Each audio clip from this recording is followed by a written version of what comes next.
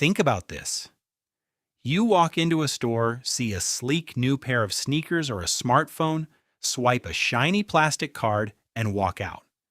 Feels like free money, right? That is exactly what credit card companies want you to think. Welcome to the invisible trap that keeps 99% of Gen Z completely broke. I wish I knew how this system actually worked when I was 18, because it cost me thousands of dollars before I figured it out. See, traditional banks don't make their billions when you pay your bills on time. They make their absolute fortunes when you fail. They market these cards as tools for rewards and free travel, but hide the real math in fine print.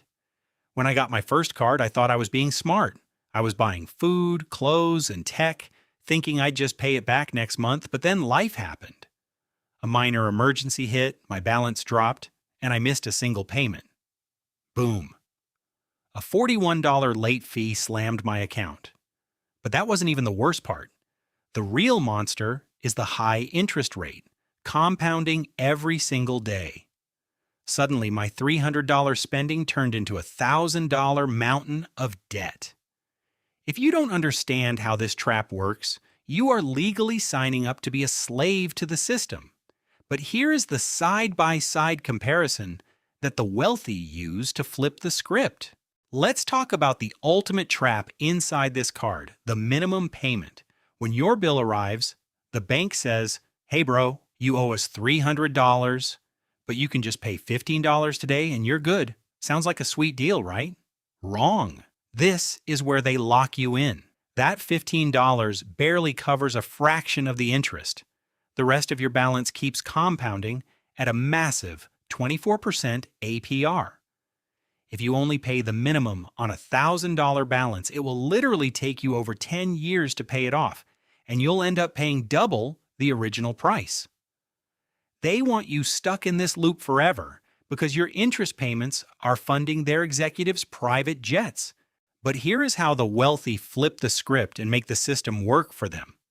Let's do a side-by-side comparison. Broke people use credit cards as extra income. They buy things they can't afford, like expensive dinners, clothes, and vacations, and then pay massive interest. The wealthy view credit cards completely differently. They use the bank's money for free short-term loans. They only buy things they already have the cash for in their checking account. They use the card to collect cashback rewards and premium travel points, and then they set up auto-pay to pay the entire statement balance in full every single month. Total interest paid? $0. Total rewards collected? Thousands. Now you're probably thinking, bro, if cards are so dangerous, why don't I just stick to cash?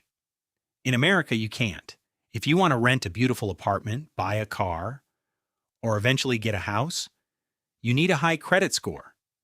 No credit is just as bad credit, but you don't need to go into debt to build it. Here is the ultimate hack. Get a basic credit card, link a single small monthly subscription to it, like your Netflix or Spotify, and then set that card to auto-pay the full balance from your checking account every single month.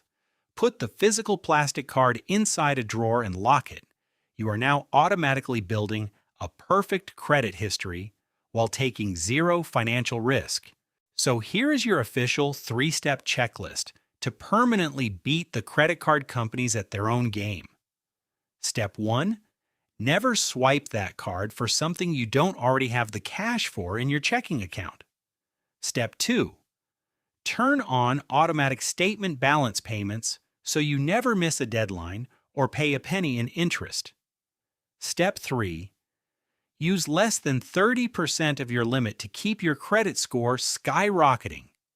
If you're ready to stop being a slave to the system and start building actual financial freedom, hit that subscribe button right now.